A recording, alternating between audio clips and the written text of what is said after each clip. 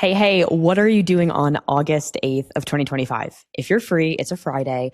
I want to invite you to my upcoming live event with my friend Christine Monroe. We are going to be doing a live podcast, gathering an epic group of visionaries, leaders, and entrepreneurs together and having an incredible Friday evening together. So if you're free, you want to come, you want to be part of a live podcast conversation, we're going to be talking about everything from brand building and leadership and just really standing out in this new paradigm. I really want you to come.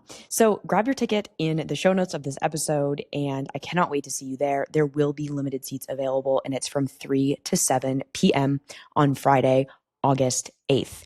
Again, August 8th is the Lionsgate portal, so you know it's going to be magical. So make sure you grab your ticket. I can't wait to see you there and meet you in real life.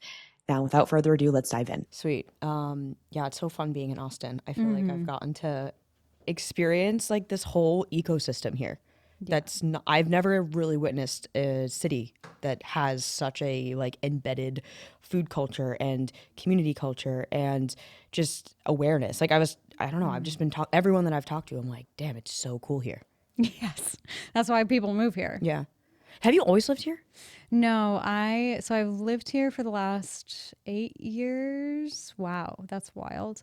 Yeah, 7 or 8 years, same amount of time as I've been an entrepreneur. And before that, I was in LA for about 3 years working in tech and at a software company. And then I had lived a little bit in New York, a little bit in DC, and then grew up in Michigan. Nice. Do I remember correctly that you were like in Broadway? Or like you were like, why did I think that? I love that for me, though. I just feel like you have that energy. Okay, I'll take that. I love that. Yeah, let's go. I'm excited to welcome you onto the show. This is how we're kicking off. Okay, it's so cool that we have known each other for just about 5 years now and saw each other in 2020, spent the year together in a mastermind, and then we got to meet up last week. Was it last week? Or was it the week before? That was last week. That feels like a year ago. Okay, cool. What's time? Time is weird. Time isn't real.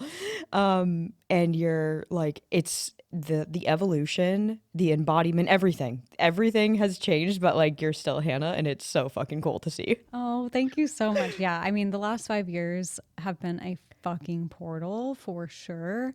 Just like, what you said about how much I've changed, I really feel that. Yeah.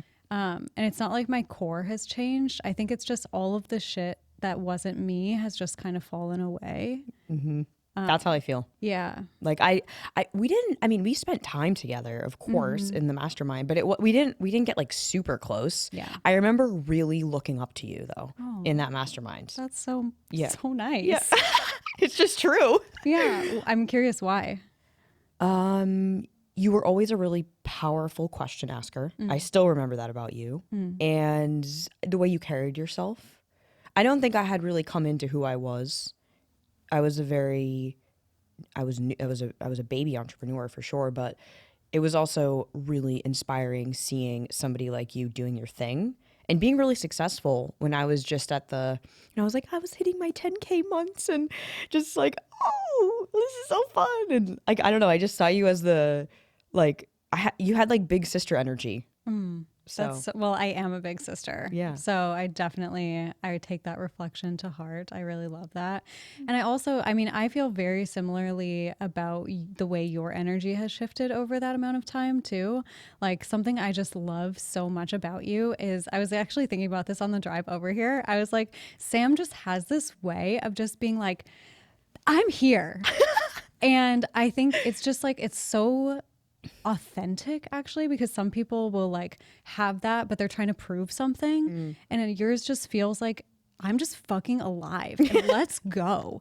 And you're just so interested. And I feel like you also are such a good question asker. So like that is like, that's a mirror compliment for sure. Yeah. Thank you. Yeah. I love that we're just starting this off with just loving on each other. Is this healthy or unhealthy? Oh, I love it. Okay, so first I want to, because I know nothing about your new venture. Like I knew you when you were totally not doing what you're doing now. Yes. And your whole evolution, expression, everything has changed. Yes. And you're now the Libido Fairy.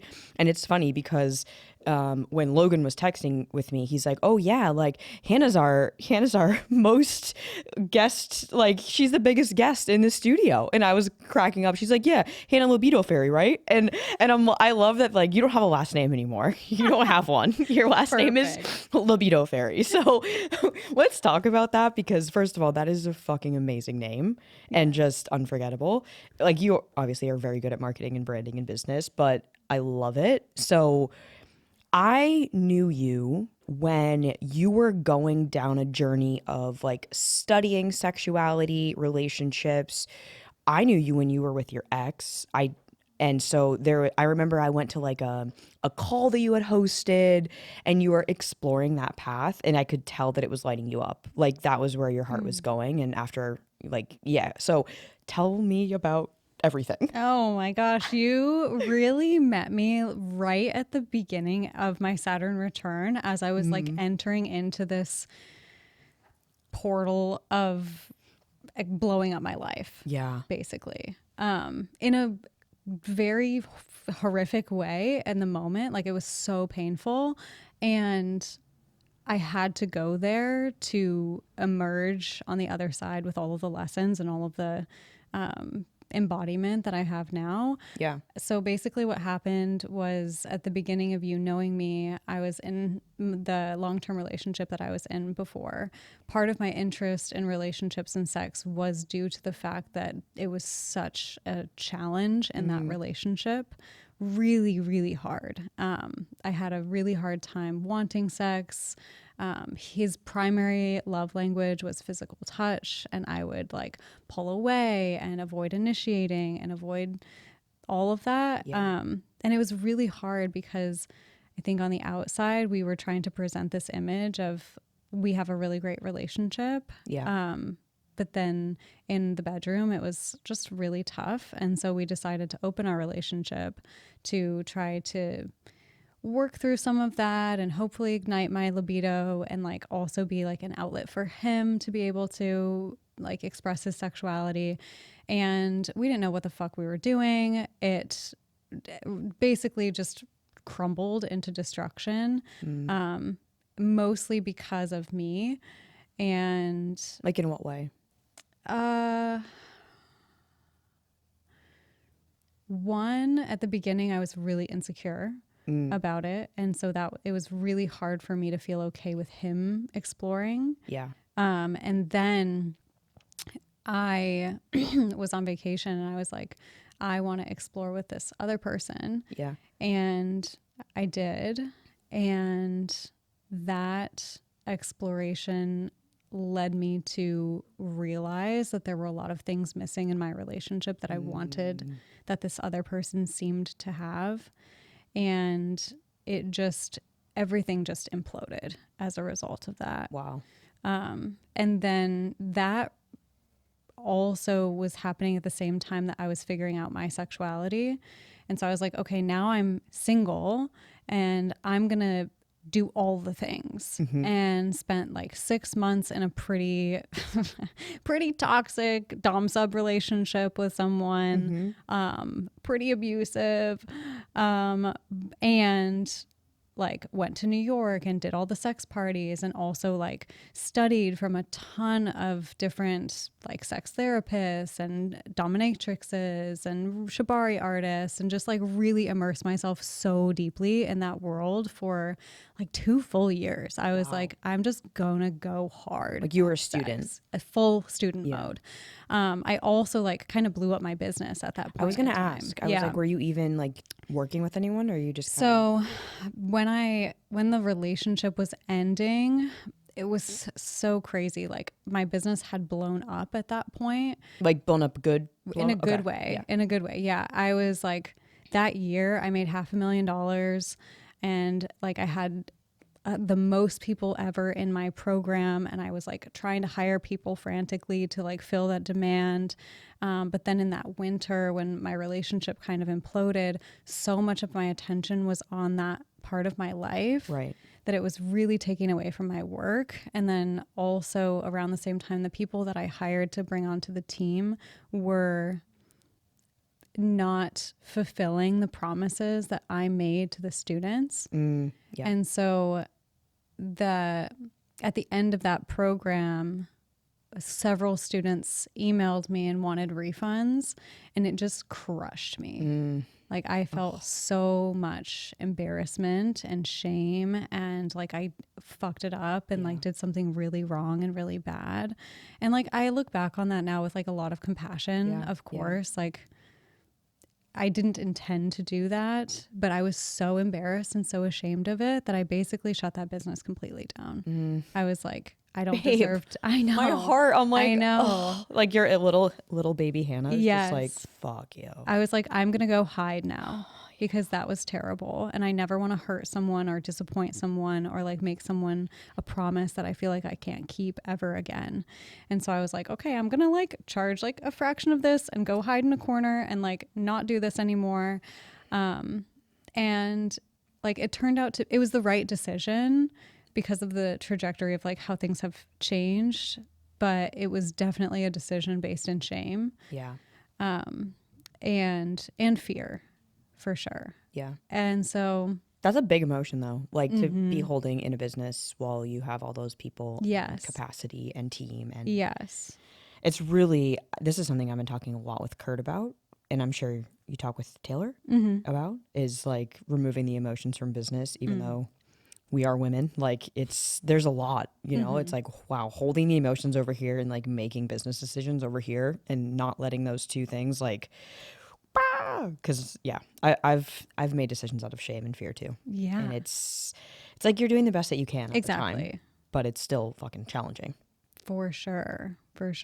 And so, yeah, I kind of just went into a little hidey hole as far as business went for the next couple years while I just immersed myself as a student. I was like, I'm just going to go student mode, learn, and then just not really just keep my business kind of on maintenance. Like I had a few clients here and there. I had a lot of money saved up from like those few years that I was kind of like living off savings for a while. So it was like, chill. Yeah. And then I met Taylor. How did you guys meet? We met at originally a dinner party that I was attending with another guy. Oh my God, that's so fun. Yes. But oh my gosh, you're going to love this story. So the guy that I was there with, one of the biggest challenges in our relationship was that I wanted more commitment and he didn't. And I sat at this dinner table and like one of the questions at this table was like, what are you calling in your life next? And this handsome bearded man at the end of the table was like, I want a life partner. I want someone to share my life with because I have all this success in these other areas and I want to share this with someone. And I was just like jaw on the floor. Like, what the fuck does that actually like exist? My underwear are dripping. My jaw's on the floor. How do I control myself? Yes, totally. But it just like opened my eyes that like there actually are people out there that want what I want. Yeah. Was that, can I ask, was that the first time that you, like, I know that you didn't know him yet, but was that the first real time that you were like, whoa, somebody just said exactly what they want and that's exactly what I want? Yeah. And I think part of what was holding me back at that point was I didn't think that I would be enough for one person to just want me for their entire life. And so I was like playing this kind of non-monogamy game because I was like, well, if I come as a package deal of like, you can have me, but you can also have other women, then maybe I'll be enough and maybe someone will choose me instead of being like, no, fucking choose me. I'm enough. And damn. So yeah, after that dinner, Taylor and I didn't get each other's phone numbers, didn't even know his name or his contact or anything like that. 6 months go by. I have that realization. I'm like, fuck, I am enough. Like enough of that shitty relationship. And yeah. And so I wrote down in my journal all of the things that I wanted in a partner. And I wrote, I want a guy like the guy at that dinner party. Oh my God. And then a week after that, isn't this the most insane story? A week after that, I saw him at a coffee meetup and we started dating. we're getting married in June. Hannah! Shut the fuck up. Isn't that insane? Yo. Magic is so real. Manifestation and magic are so real. I mean, you were there when we were at the table and the whole thing. Yeah. Holy shit. Yeah. Dude. Yes. The power of intention, worthiness. Yeah. Wow. I can relate so hard, and thank you for sharing that, because I think the piece of enoughness for me has never been actually around men. It's been around money. And I've only recognized in the last, like, I don't know, maybe a few years of like, whoa, I thought I had to do all these extra things or bring on all these extra people in order to have that feeling. And I've only really come into that worth around money probably in the last year or so. How did you do that? I think it was just the awareness of how have I impacted so many people's lives, and why do I get all of this amazing feedback and blah, blah, blah, blah, blah, blah, blah. Yet I was having this feeling of, but I don't have that much to show for it financially. Now, that's untrue because I bought a van. We did van life. That was a lot of money. I just like I didn't think about that as like, oh, that's, we basically bought our first house. I didn't give myself credit for all of what I had really created, but it still didn't feel like it was, the exchange was equal, you know? It always felt like I was always inadequate in that arena. And I think it was just the constant repetitive frustration of that feeling of emptiness where you're like, what? Why can other people just do it? What the heck? You know? And I mean, I think it's just modeling, right? Like growing up as a kid, what you see, what you experience, like, and so, yeah, but it is that. It's the same core thing. It's like, oh, if I do all these things, or in your case with the relationship, if I go into this knowing, well, you can also date and be with other women, then yeah, you'll get all your need, you know. And then I realized, like, wait a second, I'm not going to fulfill all Kurt's needs, and you're not going to fulfill all of Taylor's needs, and vice versa. That's why we have friends and other people in our lives. So we don't have to be everything to one person, but like it can be enough. Definitely. I really love hearing your journey with money and what's changed for you. I think it's really empowering and really cool that you've claimed for yourself, like, yeah, I'm worth it. Yeah. Yeah, because I'm like, why are they, but I'm not. It's such a simple thing. Like, you're like, okay, someone just decided they were. That's it. It's just actually a fucking decision to be like, all right, I'm done with that identity. Next. Literally. And I'm sure same for you. Yes. Like, did you have that moment where you were like, okay, I'm done? Or like, what was that journey like in those? Yes. Yeah. And I've done it both in business and in relationship. Yeah. And with a relationship, I was at my friend Michael's birthday party, and it was like super late at night. It was only a couple of us still awake, and we're just like talking, like, you know, that like super late night kind of like intimate conversation when everyone else is asleep, and you just like are, you're like cozy and like in a circle or on a couch or something. Yes, exactly. And Michael was asking me, because I had like kind of ended that relationship. He was like, so what do you really want in relationships? And he's like, what are you looking for? And I was like, well, I think that I'm at a place now where I really want a life partner. And I think that, you know, I think we'll probably always be pretty open sexually. And he's like, why? And I was like, fuck. You're like, does my trauma response say the answer, or does my highest self say the answer? Yes. It was just such a like piercing moment of truth. I think that friend in particular, he's just so good at like really just seeing through my bullshit. Like he's just can see it. Yeah. And he's also an amazing husband. Like he is such a good dad and such a good husband. And so his model is kind of like what I wanted in a husband. And so for him to be there asking me that question, it was just like, smacked me in the face. Yeah. Wow. That's interesting. It's almost like a hologram of your future husband, like in the, wow. Yes. Whoa. So awesome. So then do you remember like what changed internally? Like, were there then questions that you had to ask yourself around that, or? I think for me, one of my superpowers is as soon as I see something in me that doesn't serve anymore, it's done. Yeah. And so, like, in that moment, I was like, oh, I can just be done with that. I can just decide, actually, I'm enough and enough of that pattern that I was running. And all right, what's next? Like, on to the next. Time to be new and different. Yeah. So then moving forward from that, you were like, okay, I want to be in a relationship where it's just the two of us. Mm-hmm. I'm going to ask a question, and you don't have to answer it if you don't want to, but Okay. it might be controversial. But do you think that polyamory or people that want to have open relationships have that core belief? Or do you think that there can be instances where it is healthy and, you know, beyond exploration, I'm talking long term, that's what they want? That's a really good question. I don't know that I can speak for other people's experiences. Yeah. I've seen a lot of polyamory out of insecurity. Yeah. I've seen a lot of people who are poly to try to control or to try to fill a void in themselves, or, you know, for narcissistic reasons or for insecurity. And so I think that exists in all relationships. For sure. So I don't know that necessarily like poly's bad, monogamy's good.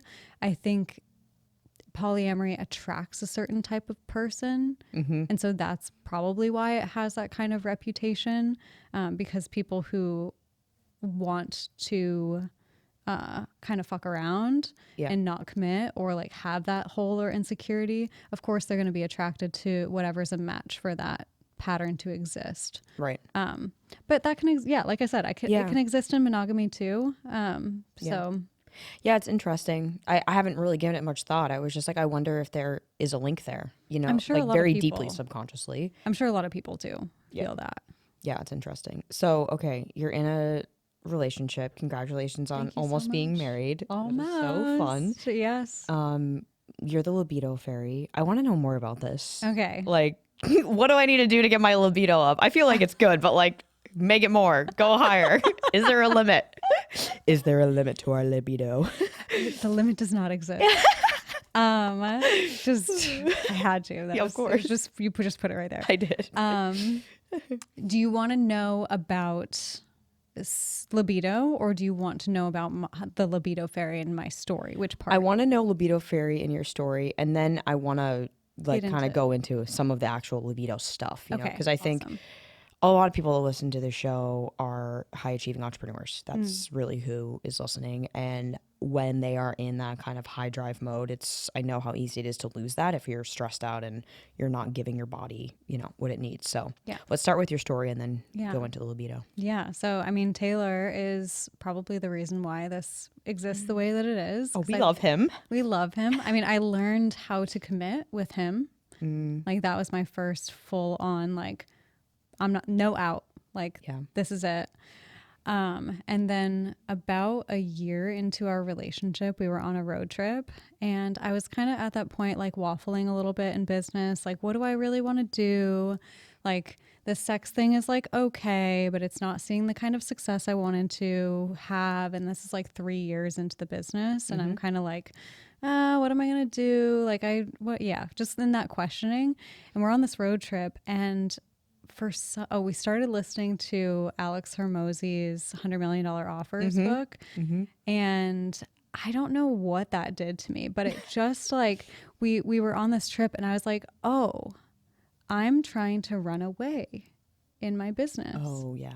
I'm trying to escape the hard. I'm trying to, you know, things got a little complicated or it didn't go the way I wanted to. And now I'm just being like shiny object syndrome, trying to jump to something that will like excite me again because the drive is gone.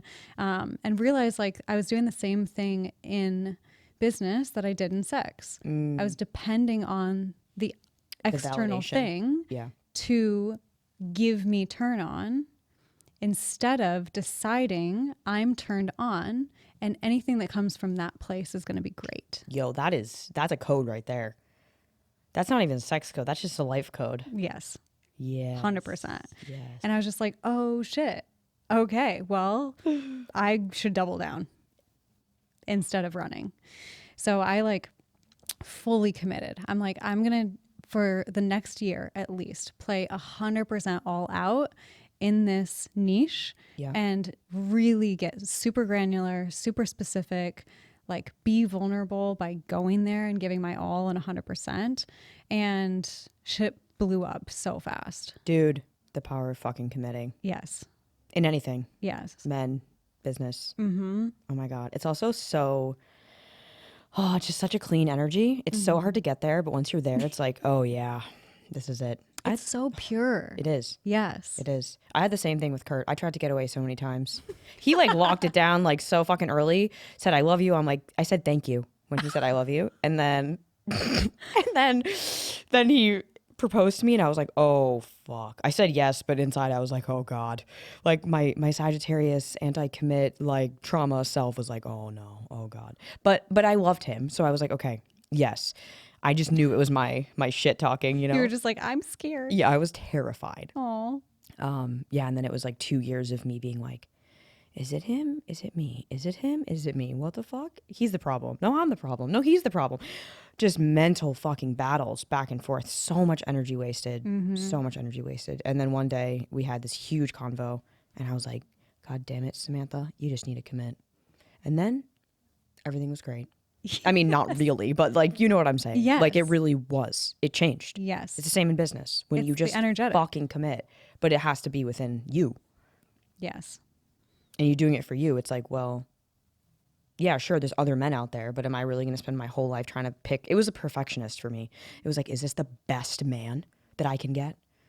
And then I was like, ooh, well, he could improve in this area, my little codependent ass. And he was like, oh, I unconditionally love you. And I'm over here like picking him apart. I'm like, damn, Sam. Okay, accept, love, receive all the love he's giving you. What is wrong with you? But I just had some inner child shit, man. Yeah. I love that. And he just loved you through it. He was like holding it fucking down while you figured that out. Yeah. Do you think Taylor went through that at all? Or had you already kind of gone through that before you met him? I think we had both gone through that before we met. I think me actually more so than him at the beginning of our relationship because he was kind of fresh out of a little fling and was like, I want to be single. I want to like, you know, do the thing and explore and blah, blah, blah. And I showed up and I'm like, you're not going to. Like, you're going to be with me. That's how this is going to go. Oh, I love this. Oh my God, that's so funny. I didn't say that specifically. With your energy, you but did. the energy, I was like, you've got 1 month. Yeah. To like call figure your this shot, out. baby. Yeah. Yeah. Then for you, you're going to be married very soon. But there was a shift for sure with the marriage. Like there's just like I don't know. I think your nervous system, it's mostly in the nervous system, I think, where you're just like, relaxing.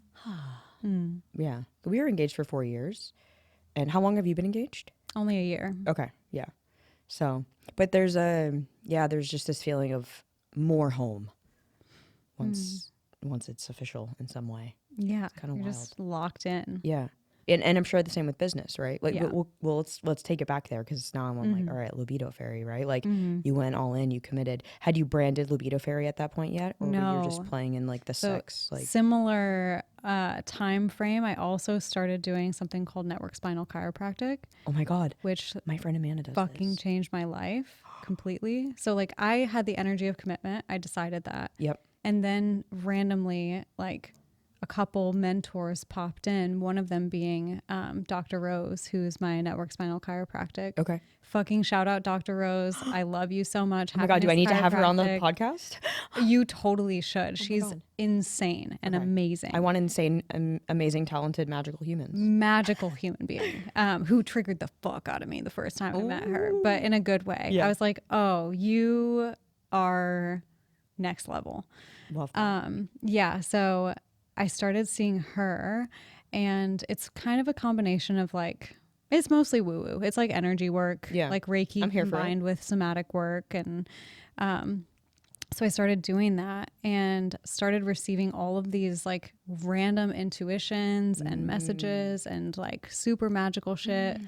And Wait, I have a question for you. yeah. Do you think, my belief is that when our body, like when our channel is clear or aligned, even like whether it's your spine or energetics, like our intuition is so much stronger because we can like our channel is like this rather than like, you know, like there's less obstacles. Yeah. Did you kind of feel that after Yeah. you went through that process? So the chiropractic that she does isn't cracking. Okay. It's more gentle touch and more working on a nervous system level Okay. to, this is just going to sound crazy, attune your energy into alignment. So she's just applying gentle touch along the spine to bring awareness to the places where there needs to be more energy applied, basically. Okay. But it's the same thing. It's like, Yeah. yes, basically what it's doing is aligning the energy body. and just bringing more energy in.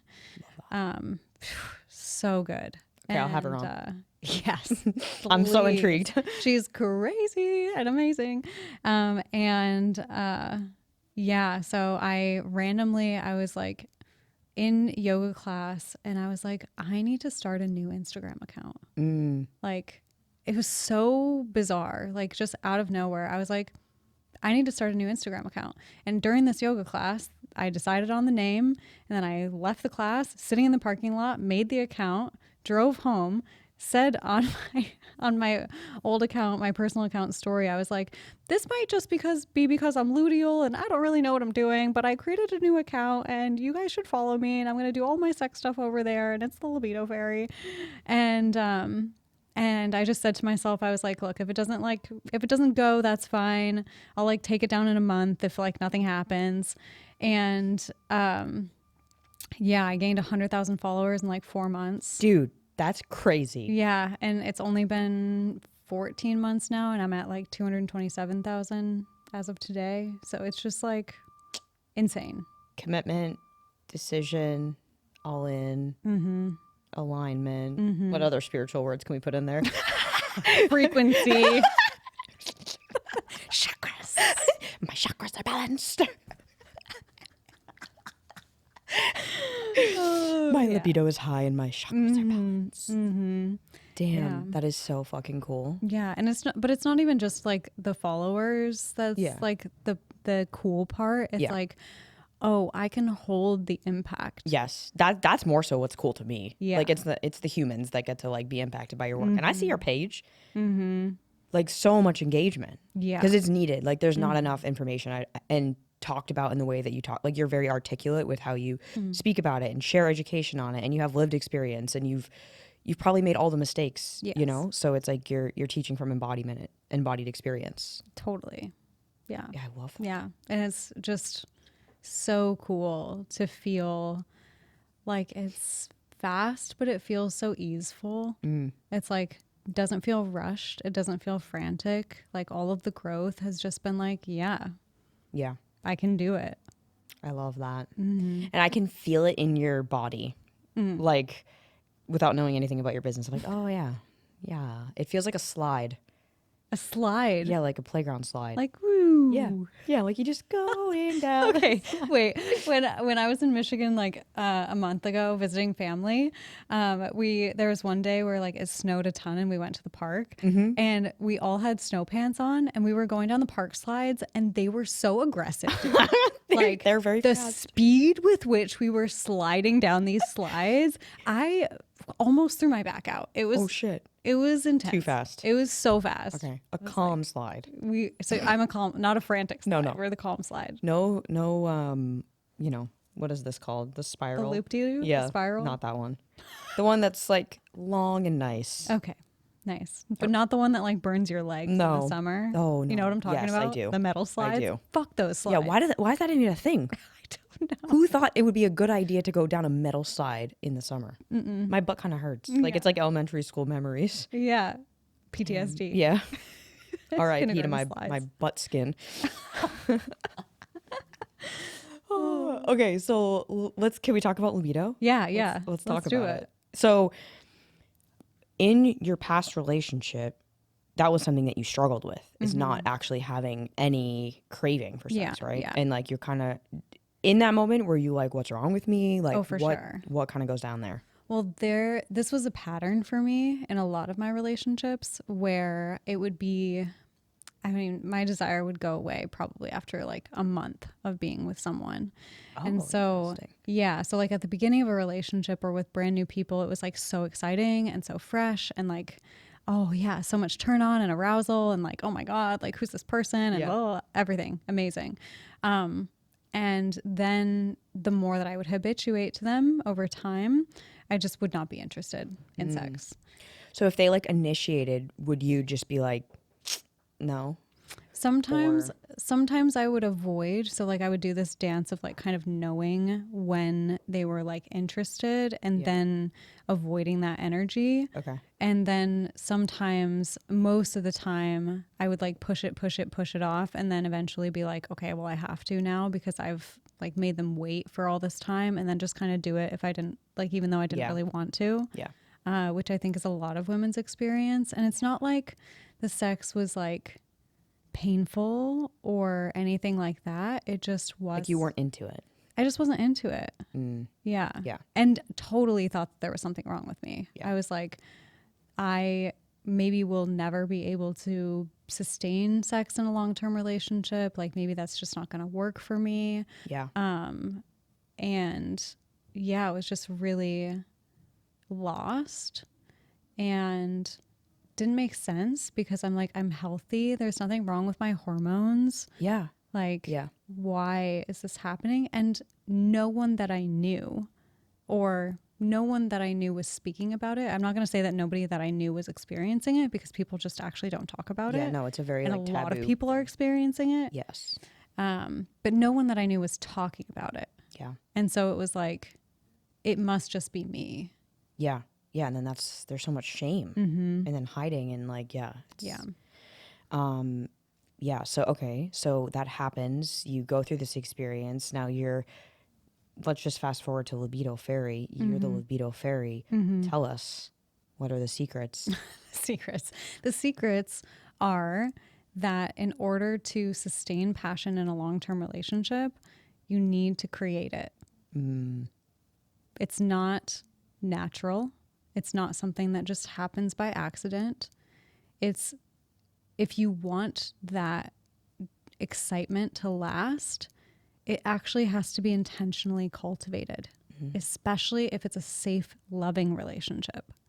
In an unsafe and unstable relationship, the roller coaster provides the passion.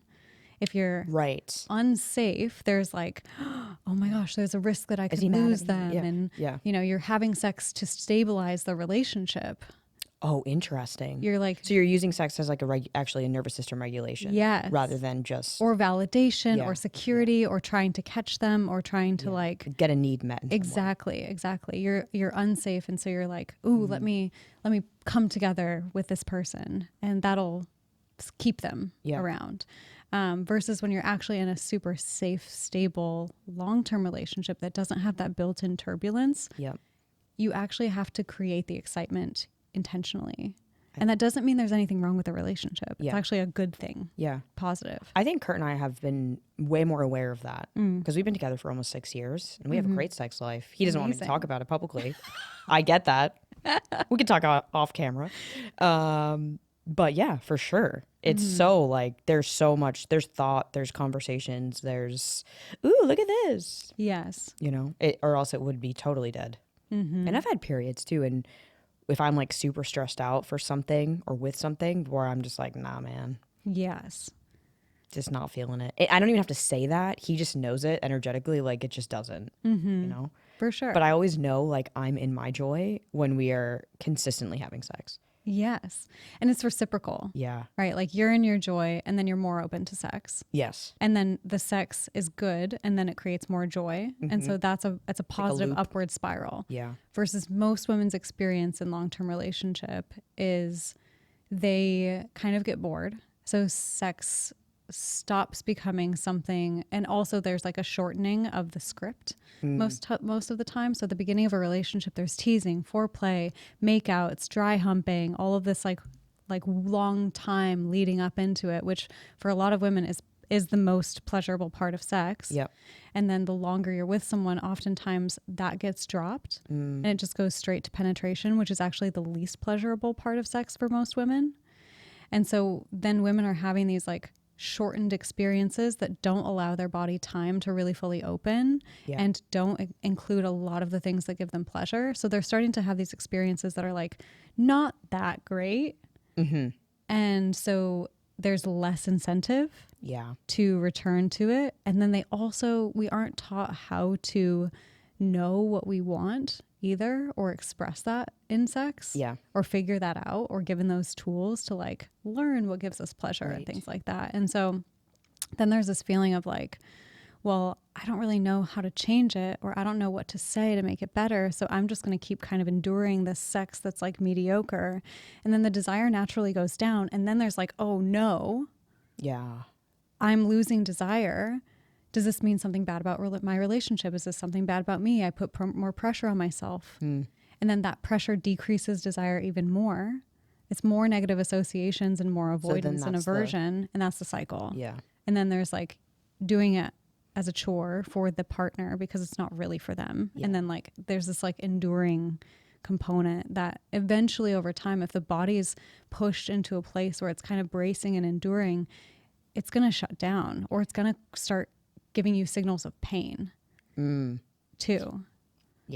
So the body's like, I don't want to do this thing that you keep forcing me to do that actually doesn't feel that good for me. And then it'll speak out in dissociation, distraction, numbness, pain, discomfort, shutdown, avoidance, cringe in relationship to someone that you love. And so it's so confusing. But the key is actually just figuring out, how do I regulate my nervous system first and foremost? How do I get myself relaxed? How do I then figure out what gives me pleasure and then start accepting that with myself and with my partner? And then start experimenting and creating rituals to keep intimacy alive. I love that. What's your favorite ritual to keep intimacy alive? Oh my gosh, King and Queen night. For sure. What is that? So once a month, Taylor and I will trade off who does it each month. Okay. So once a month, one of us will get to be the focus of the evening. And the way that we do it is like whoever's hosting will send a calendar invite to the other person who's receiving. And that person that's receiving will fill out an intake form of all of the things they want to experience that night. And then the person who's hosting will send instructions to the person that's receiving, and the person that's receiving just gets to show up and have an evening that's like completely all about them. And so oh my God, it's amazing. I am telling Kurt, yes, I want to be the queen next month. Yes. So sometimes it includes sex, sometimes it doesn't. It's mostly about like whatever that person really, really wants as far as like attention from their partner. So a lot of times it's like, you order my favorite meal, you give me a massage, you like go down on me, and that's it. And like, you're not getting anything, and it's just for me. Like, and then we're going to watch my show that I want to watch together. And like, or you're going to read me my book or whatever. Like, it can really be however playful, fun, or sacred, or like however you really want it to be. Oh my God. I love this. Dude, I feel like we need to record a part 2 when I'm back in Austin, because I feel like I want to go so much deeper into this, and I know we have the time that we have. So like, can we record part 2? Yes. Okay, let's record sure. part 2. Yeah. And we're going to go into like all the wild shit. And like, you got to bring all the toys. We're going to like make this like a TV show. Like, I'm like, okay, show me what this thing does. You know, I got a glass wand over here. It's a serpent. I got this little thing. Teach me. I'm here for it, for sure. This is great. Well, and I also feel like I've got some new tools, and really the key is communication, the intentionality, you know, communicating like, we want this together. Let's cultivate this. It takes effort, and that nothing's wrong with us if it's kind of, you know, shutting off. It's just that you have to put active effort into sustaining it. Yes, exactly. I think no woman no men either. I don't think we're taught that. I don't think women are taught that. Yeah. And especially like the one last little like educational piece that I think is really, really important for most women to know is the distinction around like the dual control model of sex. So I'm going to get a little nerd for a second. Love the nerd. So in sex, basically there's like two systems inside of you working at the same time. There's the sexual inhibition system, which is like turn off. Okay. And there's a sexual excitation system, which is like turn on. And most of the time, we are trying to push the gas, which is the turn on, when we have all of these things weighing down on the other side at the same time.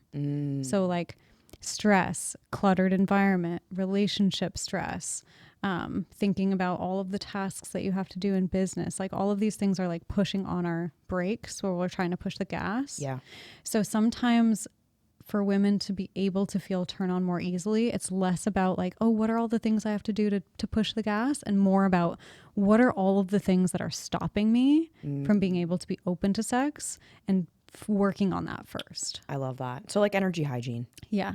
For sure. Yeah, I've noticed that with myself. I'm sure for you too. Yeah. It's like when you shed that, you're way more lighter. Like your energy's lighter too. Yeah. You can be more playful. Yes. Totally. That's so good. Dude, I'm so glad we did this. Me too. I'm already so stoked for part 2. I guess I have to come back to Austin and like I know. I feel like soon. part 2 gets to be like education. Yeah. And maybe we'll do knowledge like we can do like a little poll on my IG and just see what people want to know. Yeah. And we can kind of have questions or something. I would love that that. would be Yeah. really Ask fun. your audience what questions they have about sex and intimacy and like relationship dynamics and long-term relationships. And like we can just do Q&A. Go to town. Yeah. That'll be so fun. Okay, cool. Last question for you is I've been playing around with this idea of this discomfort zone, which is basically where you're right on the edge of your nervous system, right? Where you're putting yourself in new environments. What are you currently doing right now that's in your discomfort zone? Everything.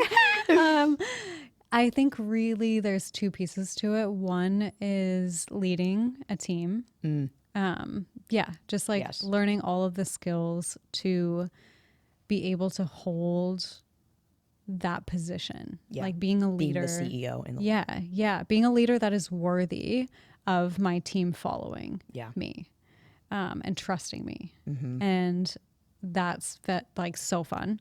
And then the other one is around sales, actually. So I somehow managed to make it like 7 years in business without really learning how to do sales. So right now I'm actually in a sales training because my marketing's good, because I'm good at marketing. Yeah, you're good. And then I would like really underprice my services. So it was like very easy to sell. Yeah. And now I'm like appropriately priced and selling to people who haven't known me for 7 years. Sure. And so around October last year, I bombed like 20 sales calls in a row. And I was like, oh my God. You're like, I don't know what I'm doing. I need sales help. I need help. Yo, that's so I'm in a 6-month sales training right now. And like the vulnerability of it's every day also.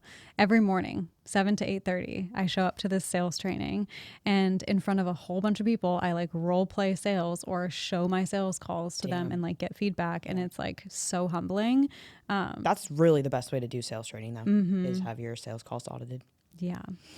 So good though. Good for you. That's discomfort, yo. I would. Damn. I love that they're totally two different discomfort zones. For sure. Yeah. Hell yeah. Well, thank you for taking time today, be on the show. Thank you. Love seeing you. Love hanging out. Love hearing so much of your journey that I've like witnessed from afar, but not really. And I'm stoked to do part 2. Yeah, this was so energizing. Yeah. So I feel amazing. And thank you so much for all of your questions and having me here. Yes, of course. I love you. I love you. I'll see you very soon. Yay. Okay, bye.